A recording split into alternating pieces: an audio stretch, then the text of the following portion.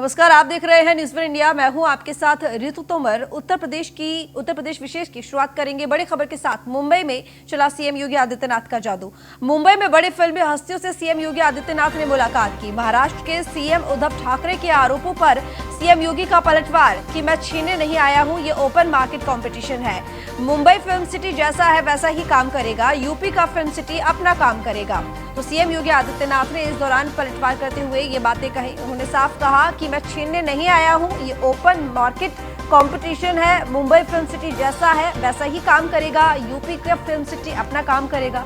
तो मुंबई के दौरे पर है मुख्यमंत्री योगी आदित्यनाथ, जहां पर नामी उद्यमियों से मुलाकात की। मुख्यमंत्री योगी आदित्यनाथ ने साथ ही फिल्मी कलाकारों से, बॉलीवुड के नामी ग्रामी डायरेक्टर से, अभिनेताओं से भी मुलाकात की। कोई किसी चीज को लेके नहीं जाता है। ऐसा तो है नहीं कि किसी का कोई पर्स हो और कोई निकाल करके लेके चला जाए। ये तो एक खुली प्रतिस्पर्धा है जो सुरक्षा का माहौल दे सके, बेहतर सुविधा दे सके। सबसे बड़ी बात यह है कि सामाजिक सुरक्षा, और सामाजिक सुरक्षा के साथ साथ उस प्रकार का वातावरण जिस वातावरण में हर व्यक्ति कार्य कर सके, कोई भेदभाव किसी के साथ न हो। एक भारत श्रेष्ठ भारत की इस परिकल्पना को साकार करने के लिए और आज की आवश्यकता के अनुरूप उस प्रकार का माहौल देने की आवश्यकता है। मुंबई फिल्म सिटी मुंबई में काम करेगी। उत्तर प्रदेश के अंदर नए माहौल के अनुरूप, नई आवश्यकता के अनुरूप नई फिल्म सिटी के निर्माण की कार्रवाई हो रही है। स्वाभाविक रूप से इस फील्ड के जो भी विशेषज्ञ हैं, जो दिग्गज हैं, उनके अनुभव का लाभ लेना, उनके अनुभव के माध्यम से, उनके सुझावों के माध्यम से उस प्रकार की सुविधा देना और उस सुविधा के माध्यम से किस प्रकार का मॉडल हम वहां पे खड़ा करें कि हम उसको केवल एक क्षेत्र विशेष के लिए न बना करके एक वर्ल्ड क्लास फिल्म सिटी के रूप में डेवलप कर सकें। इस दृष्टि से फिल्म जगत से जुड़ी हुई विभूतियों के साथ मैंने बातचीत की है, उस संवाद को आगे बढ़ाया है। तो मुंबई में लखनऊ नगर निगम का बॉन्ड लिस्टिंग भी की गई। बॉन्ड की बीएससी में ये लिस्टिंग की गई। सीएम योगी ने घंटा बजाकर लिस्टिंग की। लिस्टिंग सेरेमनी को सीएम योगी आदित्यनाथ ने संबोधित किया और साथ ही संबोधित करते हुए उन्होंने कहा कि हमारे लिए ये ऐतिहासिक पल, प्रदेश सरकार बेहतर सुविधाओं के लिए प्रतिबद्ध है। यूपी में 17 नगर निगम है और 10 केंद्र सरकार के स्मार्ट सिटी की दिशा में चयनित है। तो बॉम्बे स्टॉक एक्सचेंज में यूपी के सीएम ने ये इतिहास रचा। सीएम योगी की मौजूदगी में बॉन्ड लिस्टिंग की गई और साथ ही लखनऊ नगर निगम की बीएससी में लिस्टिंग हुई है। ये एक नए युग की शुरुआत है। यूपी से पहला म्युनिसिपल बॉन्ड जारी करने वाला निकाय लखनऊ बना है। तो सीएम योगी आदित्यनाथ ने ये जारी किया है लखनऊ नगर निगम का म्युनिसिपल बॉन्ड। लखनऊ के बाद अब गाजियाबाद म्युनिसिपल बॉन्ड भी लिस्टिंग करवाया जाएगा।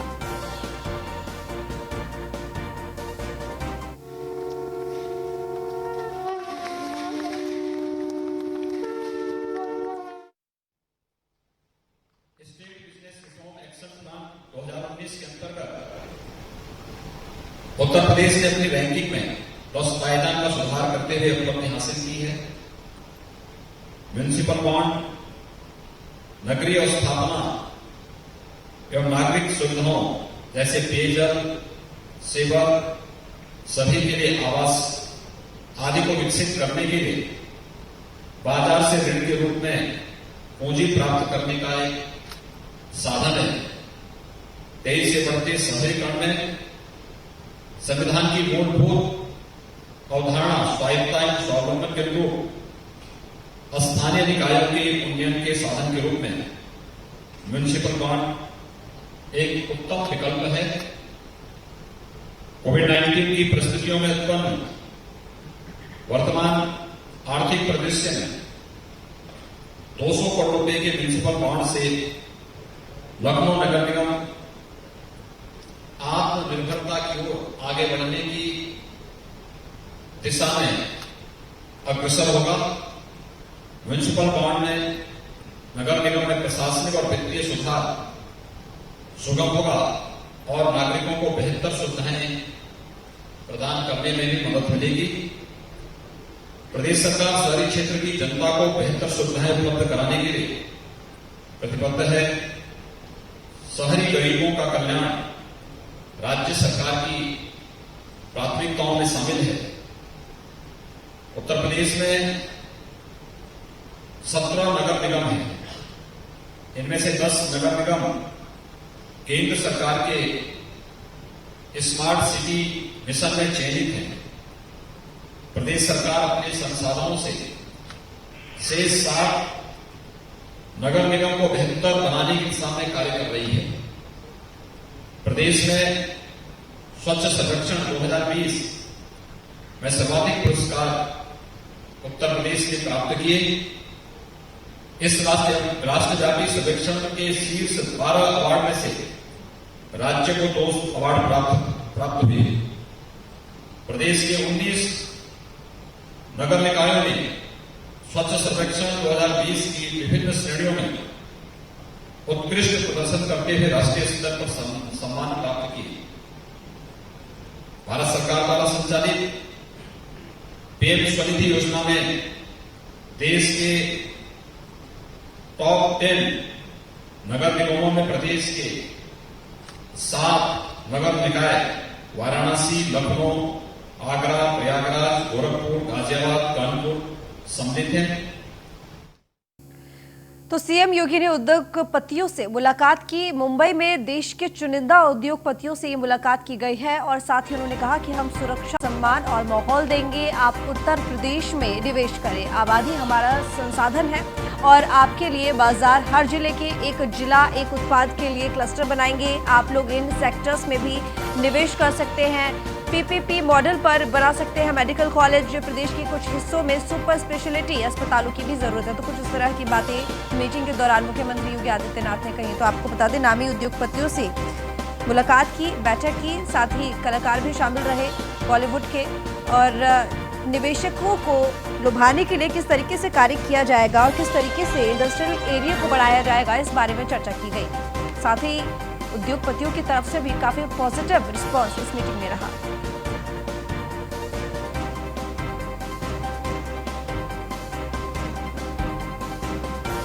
सीएम योगी आदित्यनाथ ने उद्योगपतियों से मुलाकात की। मुंबई में देश के चुनिंदा उद्योगपतियों से ये मुलाकात की गई है और साथ ही इसमें मुख्यमंत्री योगी आदित्यनाथ ने इस दौरान कहा कि हम सुरक्षा, सम्मान और माहौल देंगे।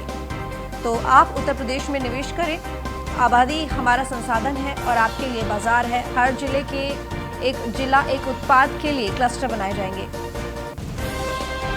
Doctor Varun Upadhyay journal editor इस वक्त हमारे साथ जुड़े हुए हैं न्यूज़ वन इंडिया के। बहुत आपसे जानना चाहेंगे वरुण, जिस तरीके से मुख्यमंत्री योगी आदित्यनाथ मुंबई पहुंचे, वहां पर नामी उद्योगपतियों से मुलाकात भी की और जिस तरीके से उन्होंने एक बात कही कि हम सुरक्षा, सम्मान और माहौल देंगे, तो जाहिर सी बात है कि उद्योगपतियों को लुभाने के लिए जिस तरह के माहौल की जरूरत है, जिस तरह का पर्यावरण चाहिए, वो पूरा देने की कोशिश मुख्यमंत्री योगी आदित्यनाथ ने इस दौरान बैठक के दौरान बातें करके कही और लुभाने की हर संभव कोशिश की जा रही है जिससे इंडस्ट्रियल एरिया भी बढ़े, साथ ही विकास भी हो। जी हाँ, मुंबई के ट्राइडेंट होटल में वो उद्योगपतियों से मिले और उन्होंने बताया कि हम आपको सुरक्षा, सम्मान और एक अच्छा माहौल उपलब्ध कराएंगे और बुनियादी सुविधाओं का भी विकास करेंगे, जिसमें सड़क, बिजली, तमाम चीजें हैं जिससे आप उद्योग लगा सकें और टूरिज्म, चिकित्सा, इन सब चीजों में अच्छी संभावनाएं डेवलप हो। उसके अलावा उन्होंने बताया कि पीपीसी मॉडल पे मेडिकल कॉलेज भी बनाए जाएंगे। कई जिलों में मेडिकल कॉलेज की बहुत आवश्यकता है, तो पीपीसी मॉडल पे मेडिकल कॉलेज बनाए जाएंगे, हॉस्पिटल्स बनाए जाएंगे। उन्होंने ये भी उल्लेख किया कि एशिया की सबसे बड़ी ग्रीनफील्ड एयरपोर्ट बनाई गई है जेवर में, वहां भी डेवलप की बात कही। पूर्वांचल लिंक, बुंदेलखंड एक्सप्रेसवे का निर्माण जो हो रहा है उसका भी जिक्र किया। और एक और बहुत बड़ी बात है कि इन्वेस्टर समिट 2018 में भी खास बात यही थी कि सुरक्षा का माहौल दे के ही उद्योगपतियों को आकर्षित किया जा सकता है कि यूपी में अधिक से अधिक निवेश करें, जिससे कि लोगों को रोजगार भी उपलब्ध हो और अर्थव्यवस्था में भी इसका असर पड़े। ठीक, बहुत शुक्रिया। तो लखनऊ से बड़ी खबर, जहां पर यूपी में जल्द शुरू होंगे पंचायत चुनाव। पंचायतों के आंशिक परिसीमन का शासनादेश जारी कर दिया गया है।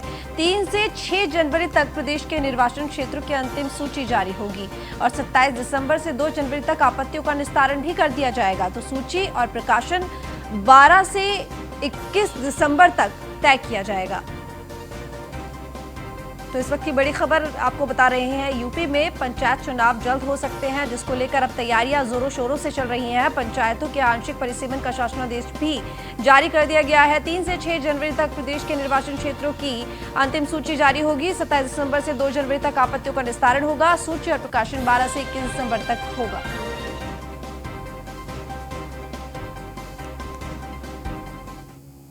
प्रयागराज से खबर, जहां पर कोरोना संक्रमण को लेकर हाईकोर्ट का आदेश। कोर्ट अधिकरणों के अंतरिम आदेश 5 जनवरी तक बढ़े। हाईकोर्ट ने कोविड संक्रमण को देखते हुए ये आदेश जारी किया। कोर्ट में कार्य बाधित रहने से ये अंतरिम आदेश बढ़ाया गया है। 20 अक्टूबर को जारी आदेश की अवधि बढ़ाई गई है। तो 5 जनवरी को हाईकोर्ट मामले पर सुनवाई भी करेगी।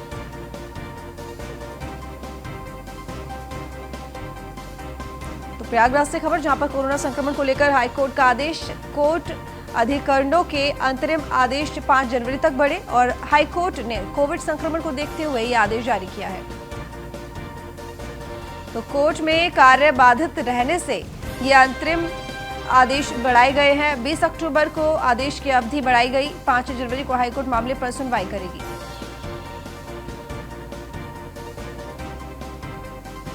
रुक करेंगे खबरों की ओर। नोएडा में दबंगों के हौसले बुलंद। सैकड़ों लोगों ने दबंगों पर प्लॉट हड़पने का आरोप लगाया है। सेक्टर 115 में लोगों ने प्लॉट खरीदे थे। रजिस्ट्री होने के बाद भी दबंग कब्जा करने की कोशिश कर रहे हैं।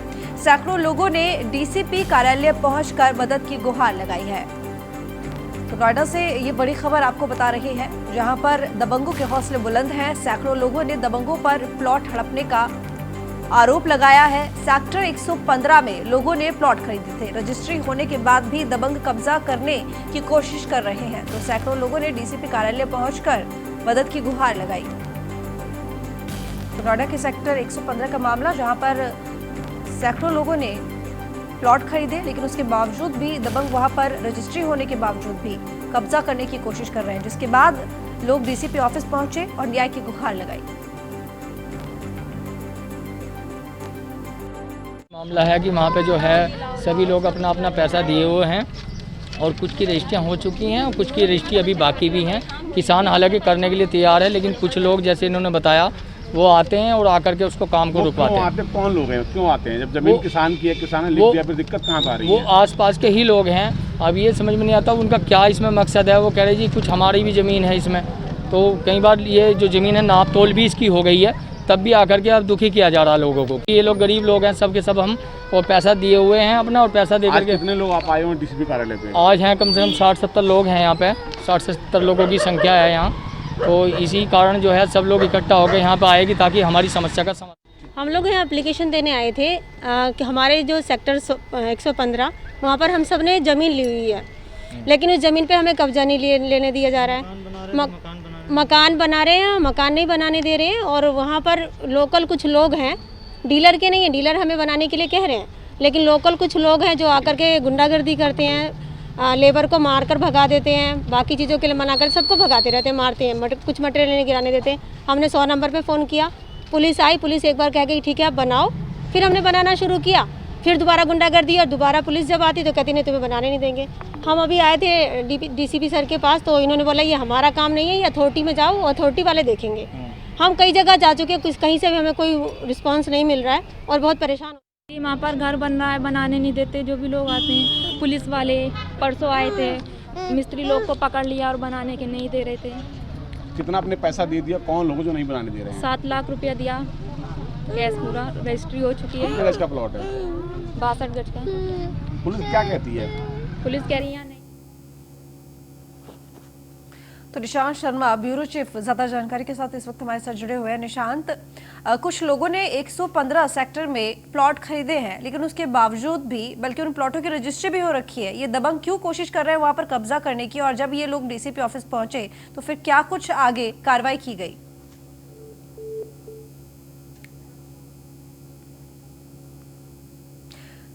तो संपर्क हमारा टूट गया है, दोबारा कोशिश की जाएगी संपर्क करने की। तो बता दें आपको, सैकड़ों लोग दबंग पर सैकड़ों लोगों ने प्लॉट हड़पने का आरोप लगाया है, कब्जा करने का आरोप लगाया है, क्योंकि इन लोगों ने सेक्टर 115 में प्लॉट खरीदे। ये कई लोग हैं, लगभग सैकड़ों की तादाद में ये लोग, और उसके बाद भी ये दबंग नहीं मान रहे हैं, यानी कि प्लॉट इन लोगों ने खरीद लिया है लेकिन फिर भी कब्जा करने की कोशिश दबंगों की तरफ से। निशांत शर्मा हमारे ब्यूरो चीफ एक बार फिर से हमारे साथ जुड़े हुए हैं। निशांत, मैं आपसे पूछना चाहूंगी, सेक्टर 115 में कुछ लोगों ने प्लॉट खरीदे लेकिन उसके बावजूद भी, क्योंकि रजिस्ट्री भी उन लोगों ने करवा ली, ये जो दबंग हैं ये इस प्लॉट पर कब्जा करने की कोशिश कर रहे हैं, आखिर क्यों? और फिर जब ये डीसीपी ऑफिस पहुंचे तो क्या कार्रवाई की गई? देखिए रीतू, बिल्कुल बता दूं कि दबंगों के हौसले लगातार नोएडा में बुलंद हो रहे हैं। आप सबसे बड़ी बात है कि योगी सरकार लगातार दबंग माफियाओं पर एक्शन लेने की बात कर रही है। उसके बाद हाईटेक जो पुलिस है लगातार दावे कर रही है, कार्रवाई भी कर रही है, लेकिन उसके बाद भी दबंग लोगों को बिल्कुल किसी तरह की दहशत नहीं है। वही मामला है सेक्टर 115 का, जो सैकड़ों लोगों ने अपने घर खरीदे हैं, जीवन भर की पूंजी को घर में दे दिया, उसके बाद उनको यह नहीं पता होता कि ऐसा उनके साथ होगा, इस तरीके से उनके साथ अत्याचार होगा। आज वो गुहार लगाने के लिए अधिकारियों से दर दर की ठोकर खा रहे हैं और पुलिस की गुहार लगा रहे हैं, कोई उनके साथ सुनने वाला नहीं। वहीं उसी को लेकर डीसीपी कार्यालय सैकड़ों लोग, सैकड़ों महिलाओं के साथ लोग पहुंचे वहां पर और उन्होंने अपनी गुहार लगाई। उनका साफ यही कहना है कि जो हमने प्लॉट खरीदे हैं सेक्टर 115 में, हमारी रजिस्ट्री हो जाती है, सब कुछ हो जाता है, मालिक हमारे साथ है और जो डीलर है वो हमें परेशान नहीं कर रहा, लेकिन कुछ दबंग जो अन्य लोग हैं वो लगातार हमारा जबरन हड़पने की कोशिश कर रहे हैं, प्लॉट पर कब्जा करने के प्रयास कर रहे हैं, जिसकी पुलिस को हम सूचना देते हैं। लेकिन पुलिस कभी आती है हमसे कहती है कि आप निर्माण करिए, अपना घर बनाइए, और उसके बाद कभी आती है तो पुलिस जो है वहां से मिस्त्री जो लोग कार्य कंस्ट्रक्शन करते हैं उनको लोगों को पकड़ कर ले जाती है। तो कहीं ना कहीं इस पूरे मामले में पुलिस पर भी वो सवाल उठा रहे हैं। उसी को लेकर आज डीसीपी से अपनी गुहार लगाने के लिए सेक्टर 6 कार्यालय पर पहुंचे हैं और उन्होंने साफ यही कहा है कि अगर जो ऐसा होगा तो कब तक हम इस तरीके से अत्याचार झेलते रहेंगे। ठीक निशांत, बहुत शुक्रिया आपका तमाम जानकारी के लिए। तो यूपी के किसानों का कृषि कानून के खिलाफ प्रदर्शन लगातार जारी है। गाजीपुर और दिल्ली नोएडा बॉर्डर पर किसानों का विरोध प्रदर्शन जारी। बीते दिन सरकार और किसानों के बीच बातचीत रही, लेकिन वो बातचीत बेनतीजा हुई। कल फिर किसानों और सरकार के बीच ये बातचीत होगी, यानी कि 3 दिसंबर का वक्त दिया था और कल 3 दिसंबर है, तो कल फिर किसानों और सरकार के बीच ये बातचीत होगी। तो प्रदर्शन लगातार जारी दिल्ली और यूपी बॉर्डर पर, गाजीपुर पर किसानों का।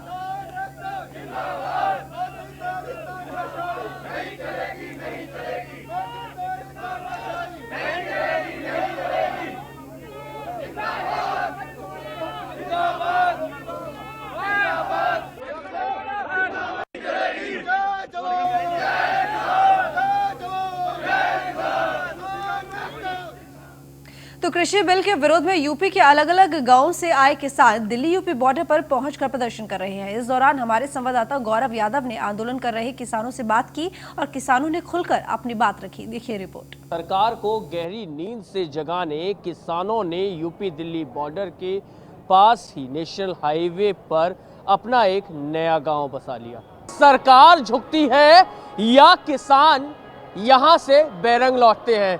फिलहाल जो किसान हैं वो ये सोच कर आए हैं कि सरकार से इस बार लड़ाई आर पार की है, अपना हक हर सूरत हाल सरकार से मनवा कर रहेंगे। क्या समस्या है कि गांव छोड़ा, खलियान छोड़ा? हाँ भैया, किसान को कोई खुशी नहीं है जो गांव छोड़ कर यहाँ हैं। काम का टाइम है, गन्ना गिर रहा है, गेहूँ बोई जा रही है और हम अपना सब काम छोड़ कर यहाँ हैं और अपनी MSP बनवा कर जाएंगे। और धानों का रेट इन्होंने 1900 रुपये निकाला था, जो ये लोग 1200-1100 में खरीद रहे हैं